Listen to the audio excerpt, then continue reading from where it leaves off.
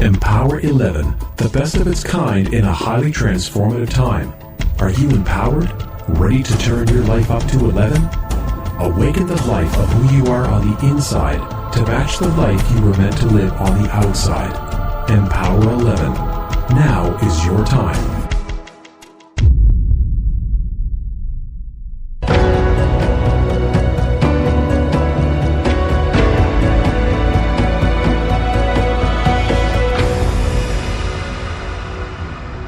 Empower 11 Radio.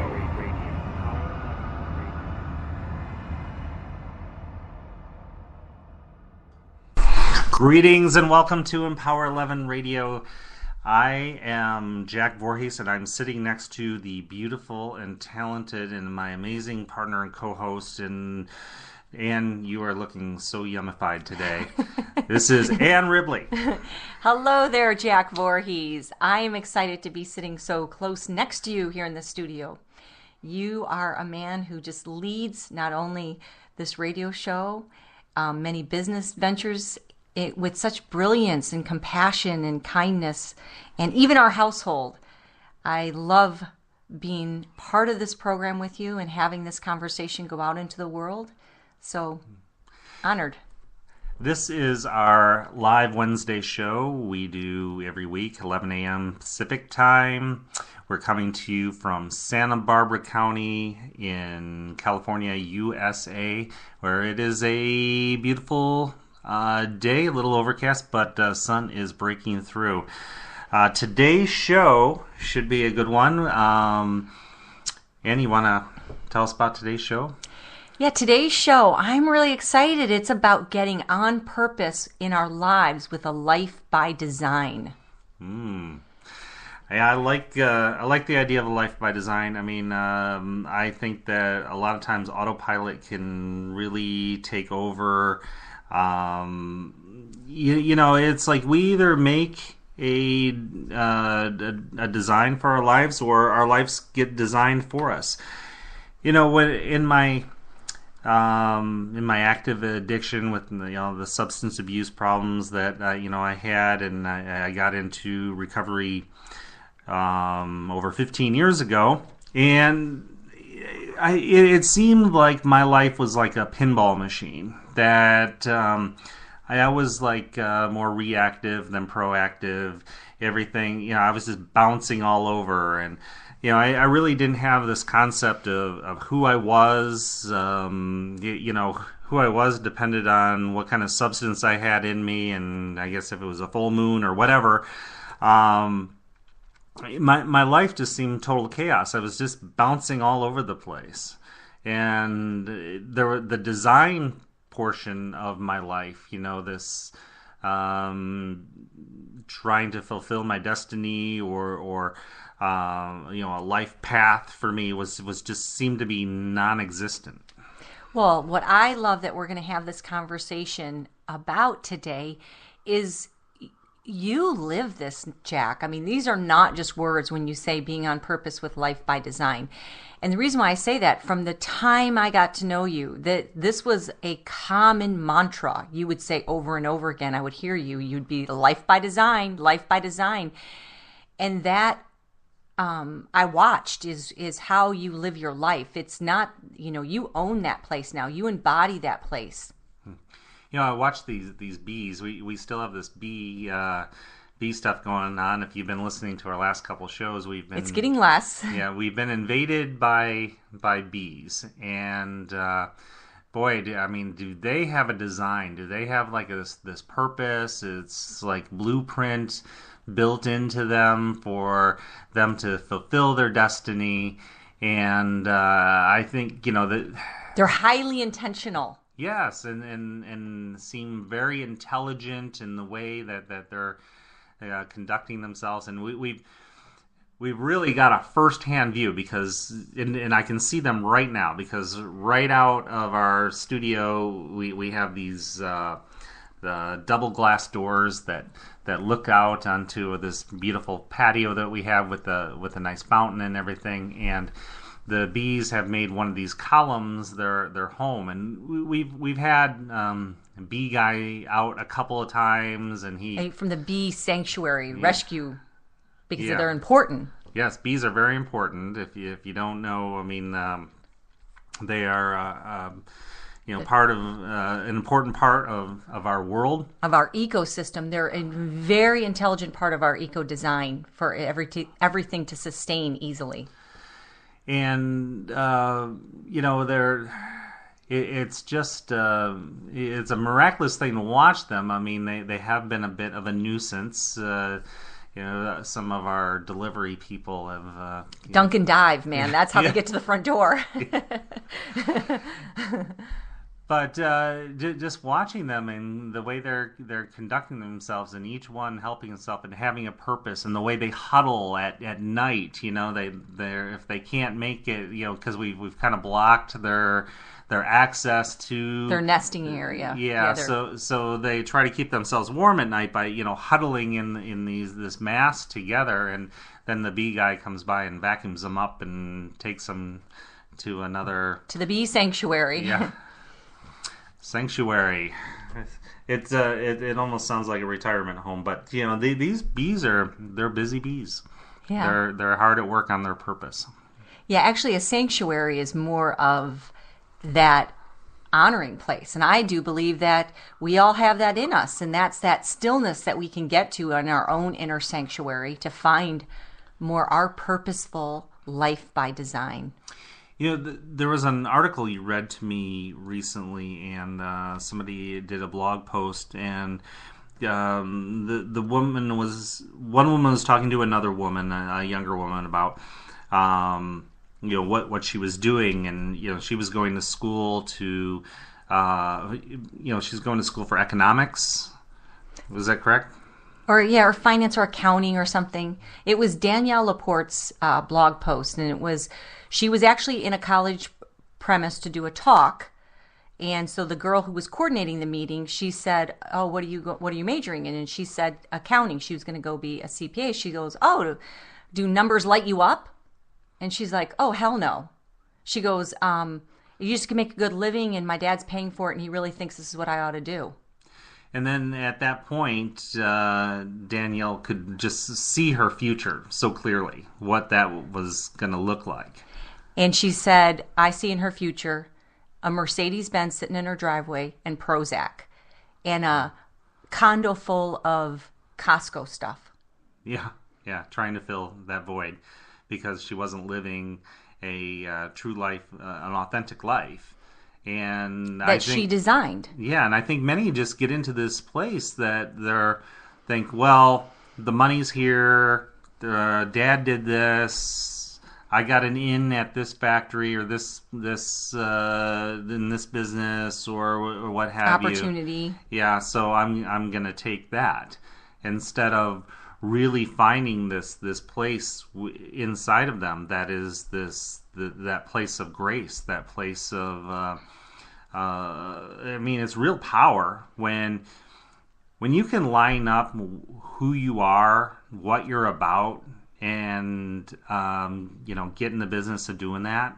Then a lot of people say, well, money will come, and I'm not sure if always money comes. But I tell you that I believe that wealth comes when you line up with your purpose. Yes.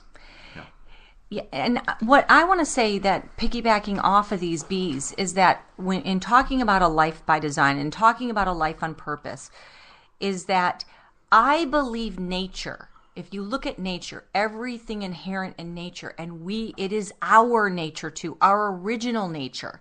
There is an inherent design, and nature looks to fulfill this design that's within it. It's already there. It's already coded. It's already imprinted with this design to unfold in. And so I believe we as human beings have that same exact capacity of a design within us that we just have to remember and unfold. Now, we look at our physicality. We look at the color of our hair. We look at the color of our eyes. We look at how tall we end up being. We look at the unfoldment of who we become in our physicality. That unfoldment happens from a design, a unique design that no two are alike. And I believe that we come in with our same capacity, with the contribution, with the purpose, with the persona, with the individuality of who we're meant to be in that same design. And a lot of times, people can think that their purpose or this life by design or what they should be doing is this evasive thing or this elusive thing. But the truth is, it's already in you. The imprint, the design is there. It's just opening up to allowing that possibility to unfold in who we are. I've often said that the world is changing, and it now more than ever, I believe it's the people that can get into that really good place within inside themselves and discover those jewels that they hold, and those people that can polish those jewels and show their beauty off to the world, share who they are and what they have inside of them and their uniqueness. I mean, everybody comes into the world with their own unique fingerprints, their unique DNA, and their unique gifts to share with the world. And those people that can get in that really good place and share those gifts are the ones that are going to reap the most rewards, the ones that are going to have the most impact, the ones that are going to, shape the world for the better. Following your own life's calling is it is very important, because I believe there's no price for someone's soul, and they're basically, when someone sells out on their hopes and their dreams, they sell out on what their inner voice knows is not truth, then it doesn't empower them. They don't shine. They start looking for other ways to fill some kind of void that they have within inside themselves, and many turn to drugs or some other substance abuse, addiction habits. Yes, whether it be sex, money, whatever Spending. It is. Yes, you're trying to desperately fill that void of this unhappiness, and I think that it's really important that people get clear. I'm very envious sometimes. I have to admit, I feel that way when people can really understand what it is they have, their desire, what their gifts are at an early age. But we all have this journey, and sometimes answers can be provided very early in life, and then other times answers appear later in life when it's our season, when we're more seasoned and maybe more ready to do that. Like, it's. I think when we're young, we boys want to be cowboys and astronauts and baseball players and stuff like that. It isn't until they get older then they can really start to find their way and find. Through this self-exploration about what their real gifts are. Well, this reminds me of a conversation that we just had, a week ago with a good friend of ours, Jack. And his story is so interesting, and it's always been compelling and engaging to me, because him and his brother are identical twins. And so, you're talking now, they have the same physicality, genetic material, and they look alike. They look very much like twin brothers. Mm-hmm. And what was interesting is that the one that's really our close friend that we were just having lunch with, and I can't wait to meet the other one, because I've only met one. So to see another, it's going to be a trip. Yeah. So he's the lead developer and is the person who helped bring the Siri part of the iPhone into the world. So he's the lead. He's a software developer, and he was the lead person, the lead engineer who actually was a part of this whole design for the Siri app. Now, so what's interesting about him is when you get into engineering and software development, like the risk, versus how do you rise up to the top of your game. It's very competitive, and it's a hard world in order to rise up to the top for that. What's so interesting and compelling about this story is his twin brother actually got into film scoring for movies, which is the same thing. It's a very competitive field. People go to Hollywood all the time. And how do you rise up in that field? You know, people could starve for years in the same way.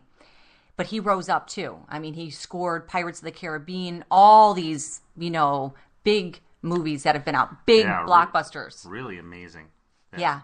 And so I find it interesting that here they had the exact same physicality genetic pool that they came from, yet each of them had their own life's design that's unique to who they are, unique to their gifts, and they're in two different fields, which are highly competitive fields in the sense of how do you rise up to the top in, and they both did.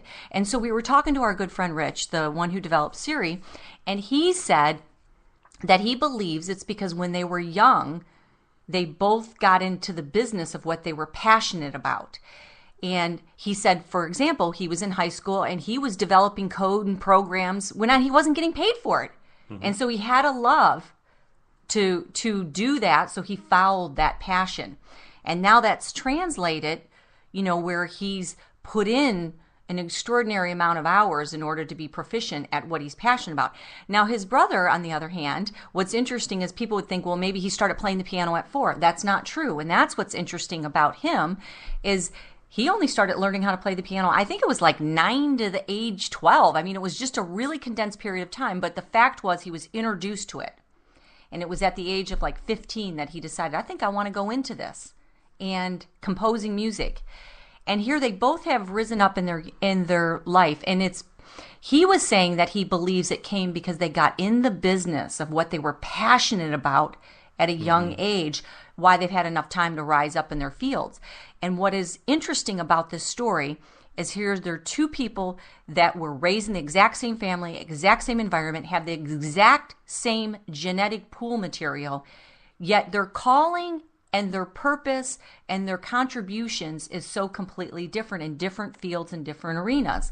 So it is that we all have our blueprint, our design that's inherent to us. And the sooner we can get in the business, and I'm not meaning like, I gave them as an example because, you know, and they've done it like on some sort of career level, but, you know, it ranges. You know, if it's being a mother, if it's being a father, if it's being part of your, you know, your church congregation, whatever, helping a homeless shelter. I mean, the ranges in which our purposefulness and our design in which we give who we are naturally to the world then begins to respond back to us. And that is where the wealth comes from. It's not about how much money you have in the bank. It's not about how much stuff or, you know, a claim you achieve. It's about this place where you claim yourself in this life. We're talking about true wealth. You know, true wealth can't be measured in dollar value because many have money. You know, I mean, there are many people that have money that are not happy. Absolutely. I know for myself, when I was at the place in my life where I had the most amount of what it appeared to be external success and financial success was also when I was absolutely the most unhappy. So you were not wealthy. That's true. Yeah. And I feel so wealthy right now. And it's like I say all the time, I love my life. I love my life with you, Jack. I love what we're building. And I woke up to the most pleasant surprise this morning. Walked out of my bedroom and posted on the big, huge window that overlooks the atrium in the center of our home. Yeah, we have this... there's all these pieces of glass. There's a lot of glass in our house, and there are these panels, these 4 foot wide by 8 foot tall, huge panels all around our house. You get in the center of it. And what I woke up to was my 12-year-old had done traditional posting now. You know, we do all these posting electronically, but he did traditional posting with Post-it notes. And he posted, "I love my life," in this colorful mosaic. Yeah, all these little Post-it notes that he lined up to say that. And he used a major portion of the board and lots of Post-it notes. So it was huge. It was, God, it just made my soul smile with gratitude. Mm-hmm. So, there's this piece, this component that, in choosing to do your life purpose, in choosing to, do what you're here for, and that is this trust and faith, and that can be a very scary thing, that people don't trust themselves, they don't trust their purpose, so they look for outside people or things to tell them what to do. I mean, we're bombarded by advertisement. We have just all kinds of advertisement, how we should look, how we should act, what we should drive, where we should live. But, that isn't really it isn't truth. It is this manufactured way that people are trying to show us that they profit from. It isn't about really getting into the truth of who you are and doing what you are, what makes you happy, what makes you spark, what makes you shine. And, I had a relationship with a woman for a number of years, and she did not want to think about those things. She did that. About what things? About purpose and all that. So she just wanted to be like this Susie Homemaker and make everything look perfect and all this stuff. But she wouldn't go to the place that, obviously very gifted, but does not share those gifts. Well, today, I want to talk about wherever you're at in your life. Wherever it is, what is calling for you to bring in that clarity, to begin to share those gifts, to begin to create a life by design, a life that has intention with it, a life that has the energy of who you are on the inside, now directed in a way that it's purposeful with all that you have to give outside in your world. When we look at the components that make up our lives, that make us happy, that what is a life by design, career could be one category, but also our relationships are another area. What is that design path that we're making with our relationships? Whether it be with family, whether it be with our intimate partner, whether it be with friends and community. What is that life by design? How on purpose are we with it? This is the question I'm asking. So many people make decisions on whims or caught up in the romantic moment of somebody proposed to you, so you say yes. That's like, but then you really, there's this really deep soul reflection that needs to happen when decisions are being made. And often I don't see that level of really honoring your life and what you're here for. I see people doing this whim thing, let's have a child, it'll be great, it'll be so cute to have this, when they're not in that season yet. Maybe that's not where they should be, but they get caught up in the romantic aspects of it. Oh, I love emotional decision making. I love that you brought up the season, Jack, because I feel really strongly that there are seasons to our life. So when I'm asking you, what is the area of your life that's calling for you to bring in more intentional design? The question also comes into what season are you in? And the season that you're in is what's calling to you. It's speaking to you. I think that we can nullify or we can take away our power and our ability to affect the changes that we need to be making in our life when we're not aware of what is this season for us. I listened to this story when Ariel Ford was talking about how to find soulmate love, and this was even after Jack and I were together, is that I thought about it had such a sticking power, as she said, people want to find their soulmate, but one of the questions is this your season of love? Because if it's not your season, then you can try to get in trying to force it, manufacture it, try to make something happen. And no matter how hard you try, it may not be your season of love. And when it is, it happens. It's organic. Now, does this mean that we put on the shelves and we don't give attention to it? No.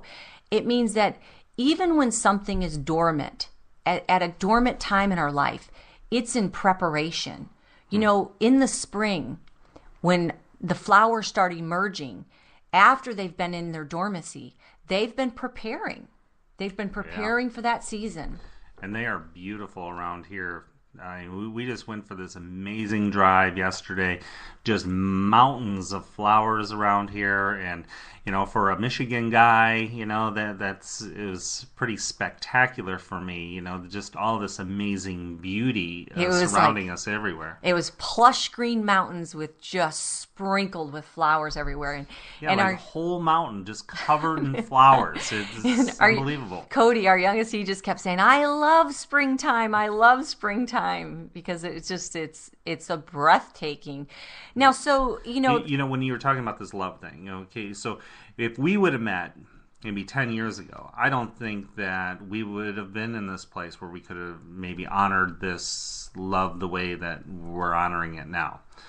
That's my point. There's a design, and it's happening, and this flow we can get into in our life, the more that we energize. When certain areas are dormant, it's not wasted. It's not that it's not happening. We are cultivating the soil of our life in the areas that need it. We are fueling it. I mean, I know a lot of times, like when people are in different realms where maybe things aren't happening financially the way they want, instead of getting depressed or suppressed and disengaged and disenchanted with life, it's about getting wealthy in the areas that it is the season of.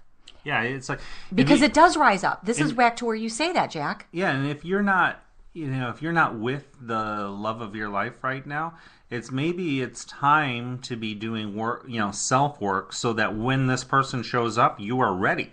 You are a match. And that's basically when she was going through the soulmate. I mean, I'm only giving this as an example because the power of what she was saying is you got to know your season. And I feel that same way in our life. If there's one thing that's the most powerful aspect you could take away from this show, it's about getting yourself into this congruent place of living with who you are on the inside and the life design you want to be living outside in your life, and being clear what season you're in, and get in the business of honoring that season, flourishing in that season, knowing that it will change again. You'll go into another area of your life and it'll be that season, and do really well at it.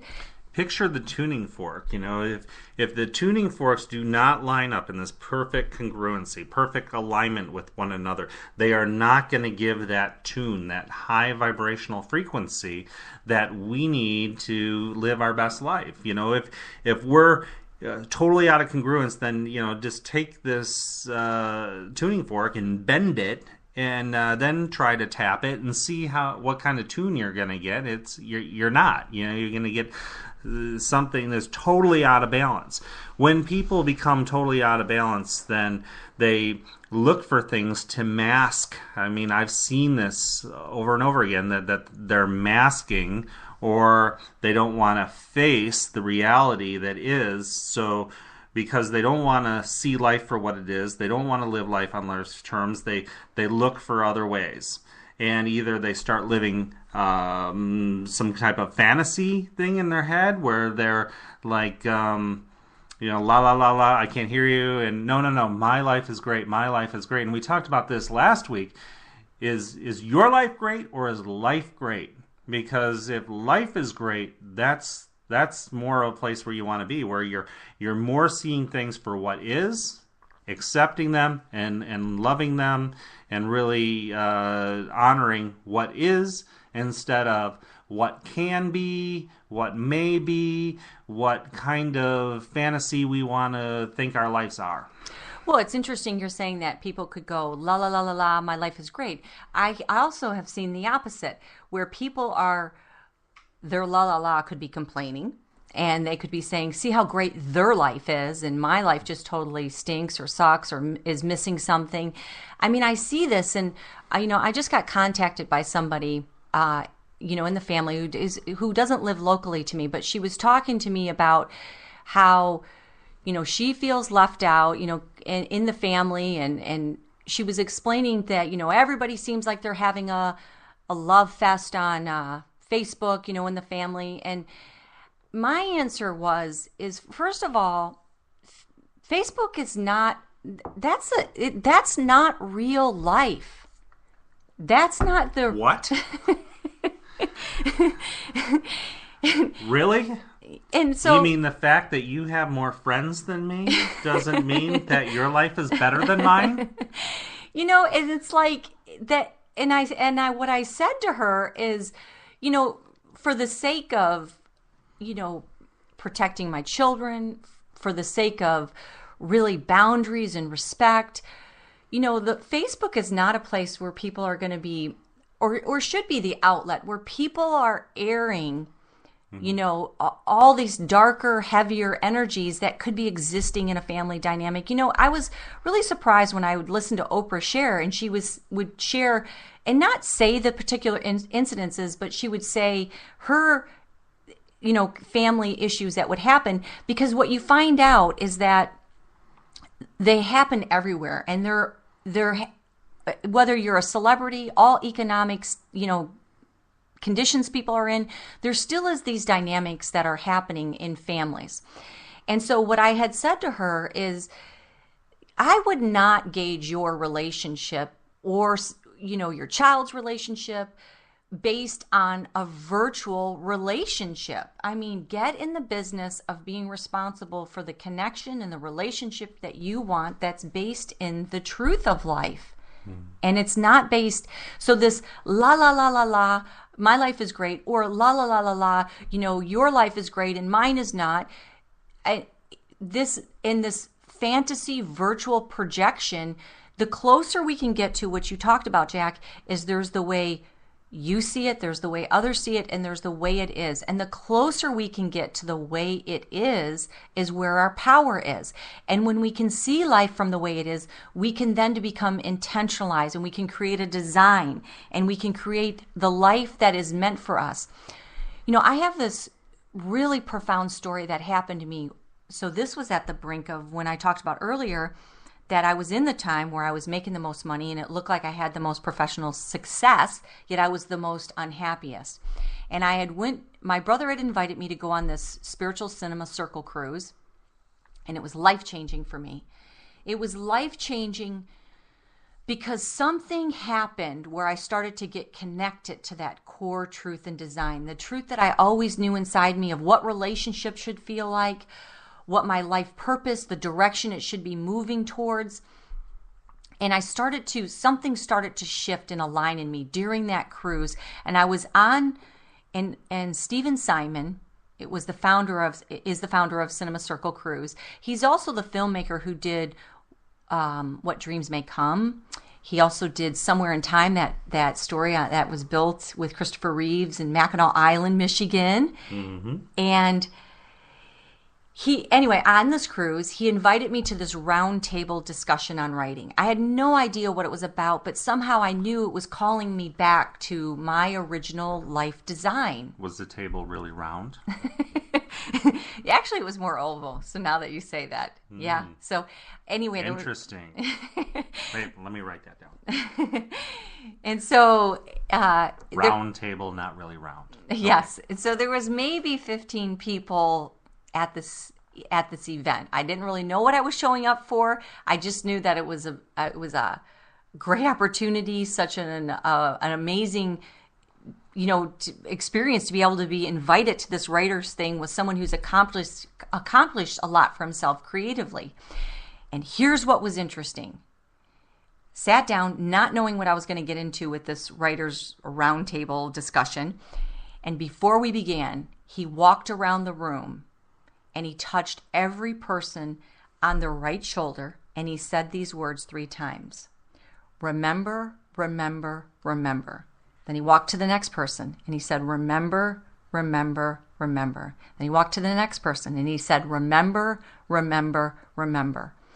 This had such sticking power to me because I know with the least amount of words, what he was trying to say and get us to embody was remember the dream that's already in you. You were born to live. He didn't say those words, but that is what he was giving this experience of remembering.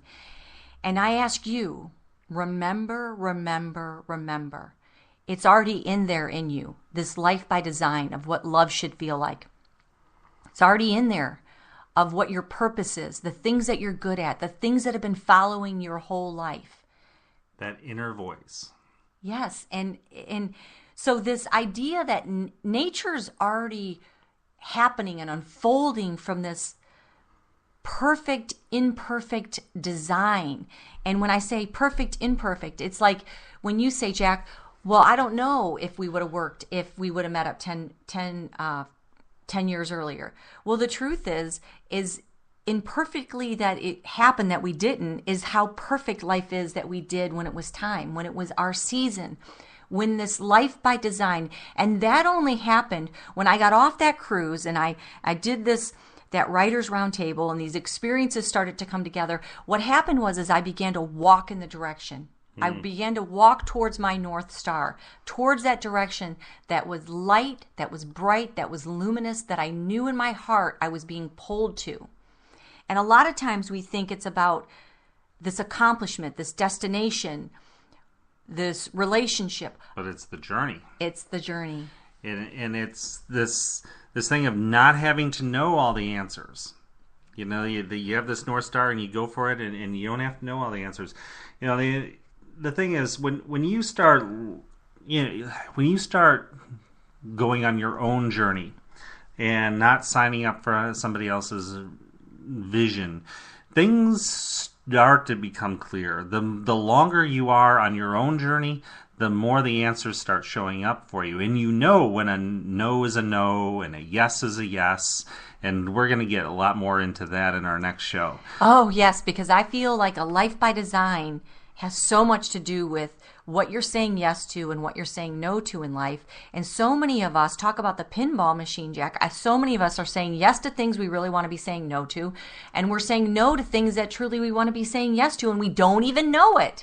You know those people that are no people? They just... You just like, I mean, even the kids know it. Oh, we're not going to ask her because she's going to say no. I mean, I feel like, you know, our lives are designs of art.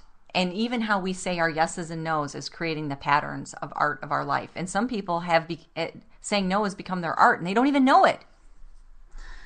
And that's not a way to live an extraordinary life. You know, that this when you say no, when you're saying no to life. I mean, and when you say yes to things that don't line up with who you are, then you're basically saying no to your own path, to your own journey. Yeah, so there's a lot of congruency, you know, and Power 11 is about getting congruent with who you are on the inside to match this life by design you want to be living out into the world with intentionalized living.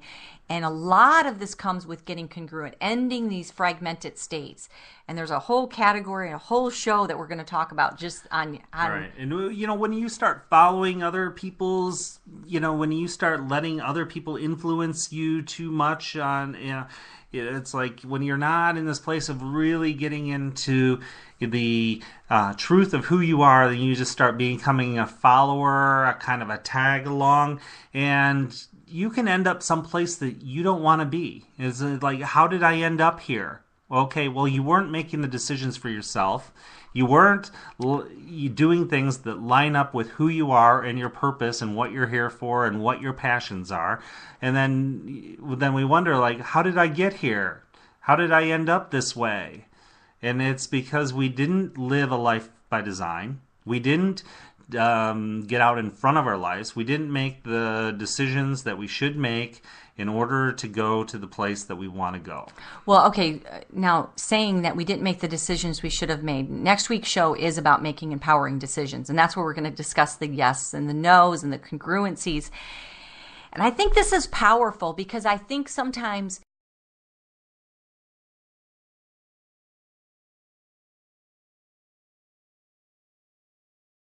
part of laying the bricks of a life by design. And when we lay those decisions, sometimes people, even in our common sphere of influence, do not understand those decisions, and they think it's so illogical and it makes no sense.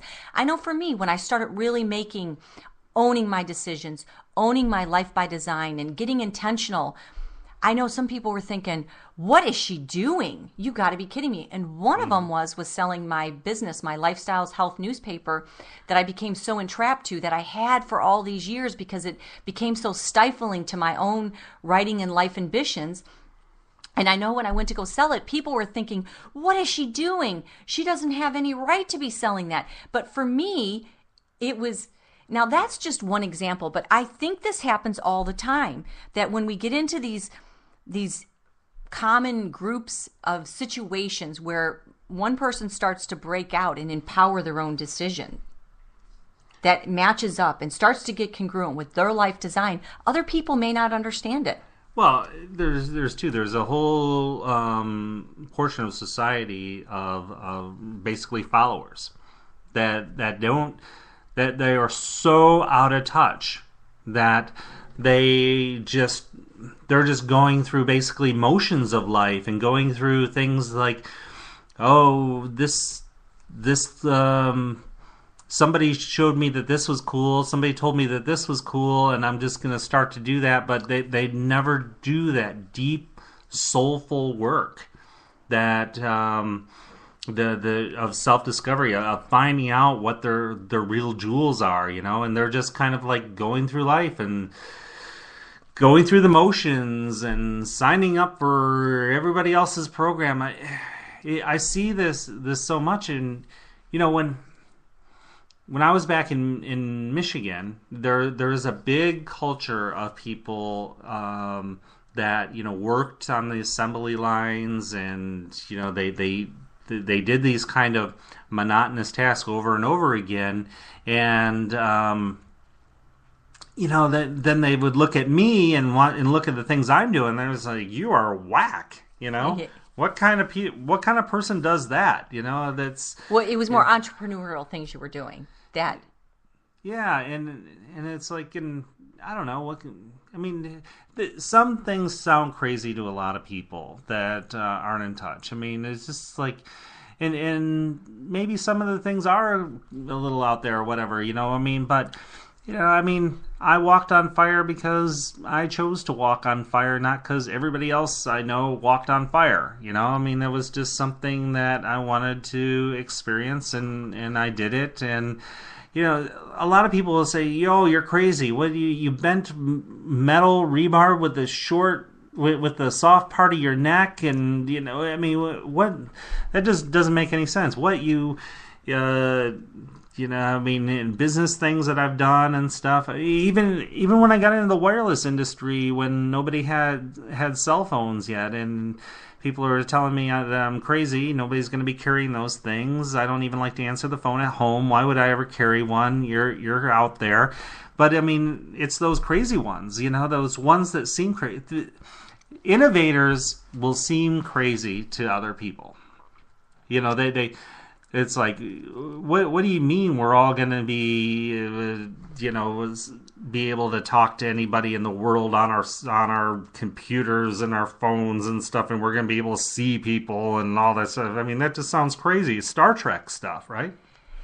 Well, this is back to my point about life by design, and it's already inherent, and it's inherent in nature. The whole exponential growth of our world right now that's happening through this whole technology explosion and expansion, it all comes down to creating designs to make our life run easier. And the more we can get into that from the true place within ourselves, where we're intentionalized, the more we can get into this flow and make our lives run easier. There's a couple of parts to this where, Jack, you always talk like people want to sidestep doing what they need to do in their life because they want to try to find a softer, easier way. Sure. Yet it causes this because it's not karmically right for them. They're not in their life design, and it actually causes their life to be harder. And then some people think in order for their life to be working, they've got to make it harder. Yes, and for one thing, the only way through is through. Tweetable. I hear people saying that now. Okay. So, so the only way through is through. Trying to soft step, trying to sidestep, just go directly through. That the most direct route is usually the best way. But then there's those other people that think, oh, if it isn't really hard, if it isn't really tough, then there's got to be something wrong. I mean, because good things don't come easily, but a lot of great things can come easily, and other things we have to work hard for. It's just the way that it is, and getting into that place where you really see things for what they are, and the very truth and essence, and grasp that and act in reality, your reality, the reality that you design. I mean, that's that place of real power. But, most think like they have to kind of compromise some way. Somebody was talking about their business, and they said, I'd like my business to be a little bit more of this. I'm trying to find a way to make my business better. And I said, well, what would you ideally like to have your business be? What would be the ideal? And they were like dumbfounded, like, I haven't even thought of that. And it's like, well, start with ideal and try to go in that direction, and instead of like trying to just make it just a little bit better in this way or that way. Well, what's funny is that she consulted you on how to make her business better, and then you said your first opening question was, okay, what's the ideal business for you? And she didn't even know that. And so it's like, how can we make our lives better if we don't even know the ideal direction we want to be at least walking towards, heading in, which is our North Star. And people think they gotta just be in such a place of compromise. It's like, you don't do losing things to get winning results. You do winning things to get winning results. So every time you have to compromise and kind of settle, and it just takes away from that real powerful place. Well, that's where we have our own natural barometers in us, and we can feel it when something becomes disempowering and when something becomes empowering. And that's what's so fabulous about next week's show, because we're going to talk about empowering our decisions. Because when we move more in the directions of empowering decisions that we can feel in us are empowering us versus disempowering us, we begin to create that powerful congruency where we do intentionalize a life by design. How many times have we done something that we really feel isn't right somewhere inside of us? We really kind of know it's not right, but we go ahead and we do it anyway. What is that about? We're going to explore a lot more of that in next week's show. And one of the things that makes it so urgent and compelling with getting in the business of getting on purpose with living a life by design is our greatest, most precious commodity is time. Time is that gift that we have been given in this lifetime that is our most sacred resource. It's all we really have. I mean, we have a limited amount of time that we're here, and then we got to go do something else. So what are we going to do while we're here? Yeah, let's get in the business of being here, being now, and what we're supposed to be doing in that place. And honoring it. I mean, just honoring it. This place of just extreme gratitude for every moment. And part of being grateful, part of honoring your life, is not signing up for somebody else's program, not doing things that don't line up with the truth of who you are, not wasting another minute. I mean, I think we feel like we just have this abundance of minutes. That we have so many minutes, and it's not that important what we do in the next minute. Well, that's what when we were designing this show and talking about this important topic, I was saying to Jack, it's almost as if we're living our lives as if we're in a bargain store where we just throw away 2 minutes here, like a couple bucks here, a couple bucks here. And they add up to decades. Yeah, and so then when you start not really being present and energizing and empowering this moment, it's almost like we're wasteful with these couple of minutes. We're wasteful with the couple dollars here, couple dollars here. It adds up to a lot of money in the end. It adds up to a lot of time when we can throw away 10 years in the wrong situation, in a situation that's totally disempowering. We know it. It's time to change course. It's getting into that truth and empowering. So we're not throwing away another 10 years in an idle situation. So a real how-to in that area, a real practical guide is to really give yourself and honor your time by giving yourself blocks of time that you work solely on a certain area that you're passionate about. You know, the blocks of time, and we were talking with Rich the other day, the Siri guy, and he was saying he doesn't even get involved in anything unless he has a block of 5 hours to spend on that, because that's where you really get the most bang for your buck. You know, if this is constant interruption, is stopping and starting, is how are you going to complete a task? I mean, it just takes forever, and we don't have that kind of time. Yeah, he said it. Stopping and starting that's probably one of the key things that's helped him succeed, is that he doesn't give away tons of time in the stopping and starting, because if you give yourself 5 hours, you're going to maybe end up with an hour of productivity because what it takes to get into it and then complete that area. I knew that when I was managing all these people, when I was managing all these employees and stuff, and I knew it's like I really only felt like I ever got 3 hours a day of really good productivity from any person. So about an 8 hour a day, there was like 3 hours that you really got something done. So this comes into not being scattered with our time. It's being more intentionalized, purposeful. That's how we begin to influence a life by design. I just want to take a moment to thank our listeners for this opportunity that we've had with sharing these conversations with you on this radio show. Something really powerful is happening, and I appreciate these intimate moments that we've been sharing.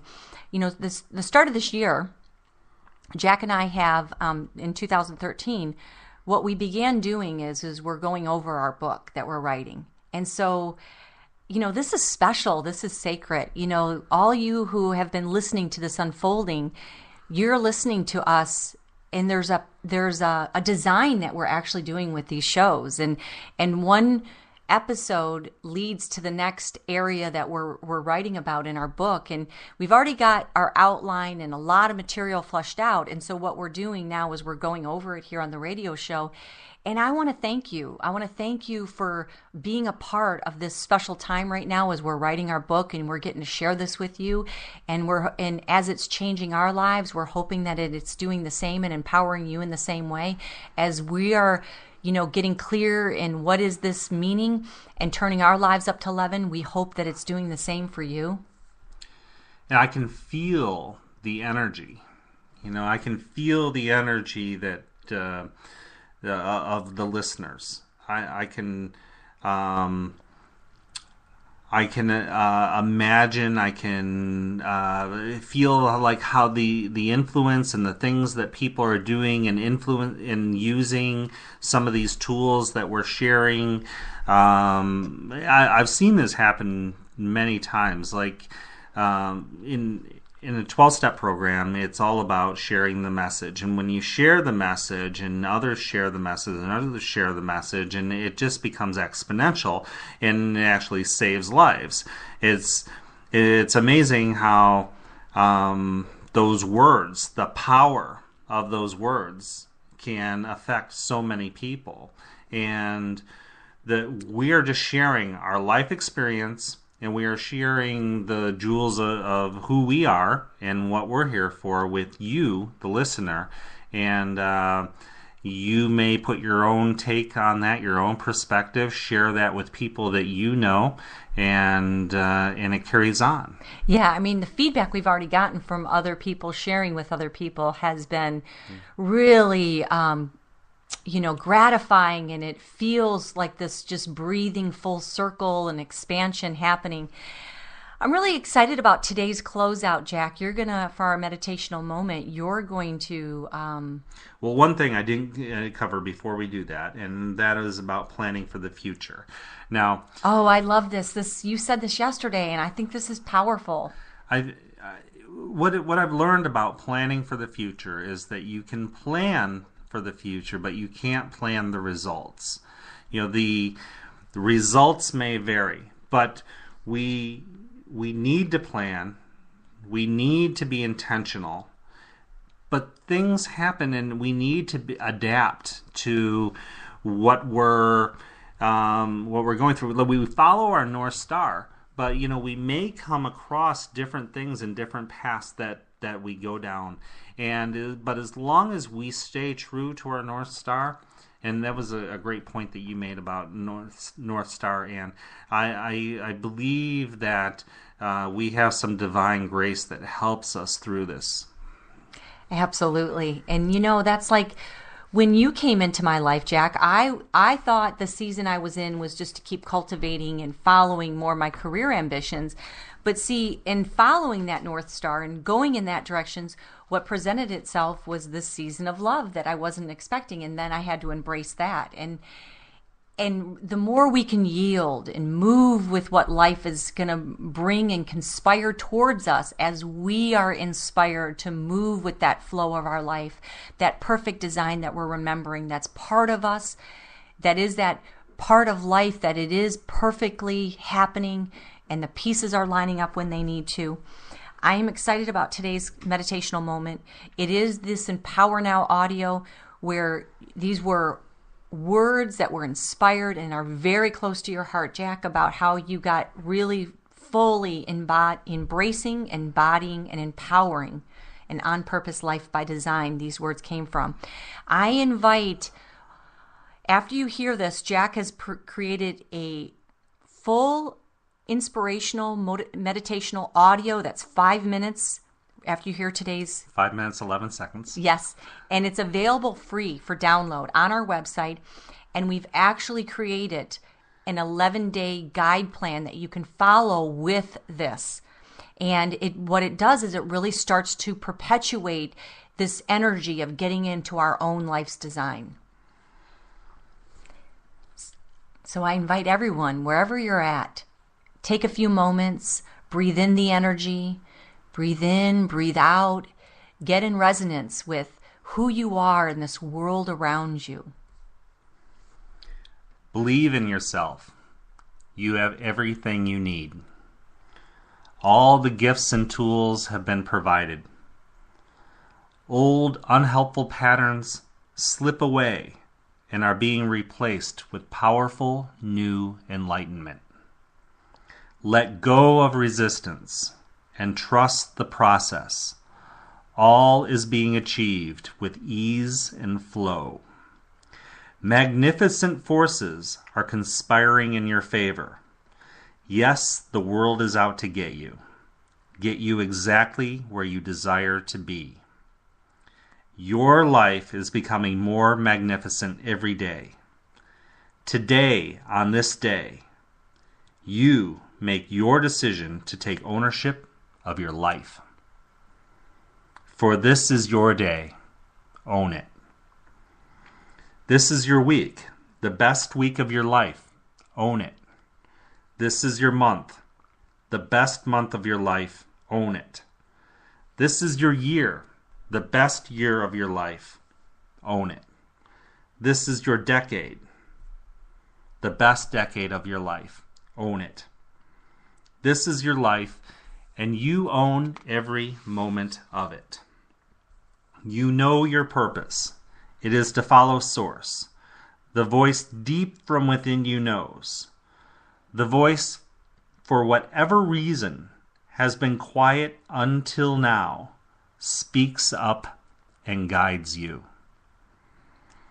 Stand tall and walk with pride on this journey you have chosen.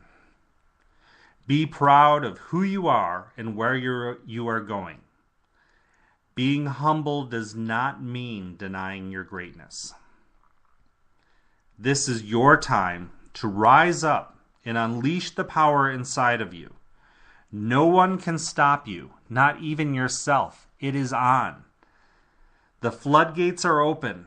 Nothing can prevent this mighty force Source has given you. Your creativity holds no bounds. Your ideas become things that are real, that are tangible, and that are alive. You live an intentional life by design. No one has the power to get you off your game. You own it. Those who are not traveling with the spirit that supports you will slip away, and you will bear them no ill will. Source is sending the right people into your life at the right time, and it's happening. All who are around you benefit. This is your time, and your time is now. Believe in yourself. You have everything you need. All the gifts and tools have been provided. Claim it. Own it. Live it now. Thank you so much, Jack, for sharing that. That audio is actually cut into a nice track with music and is available for free if you go to empower11.com. That's EMPOWER11.com. And we always love your feedback. So make sure you send your emails to info@empower11.com. Make sure you like us on Facebook, facebook.com/empower11. And you're either listening to us on Spreaker Live, which we always appreciate our live viewers or listeners, but also you can catch any of our archive shows on Spreaker or on iTunes. So wishing you an empowered week. We'll see you next week as we discuss making empowering decisions.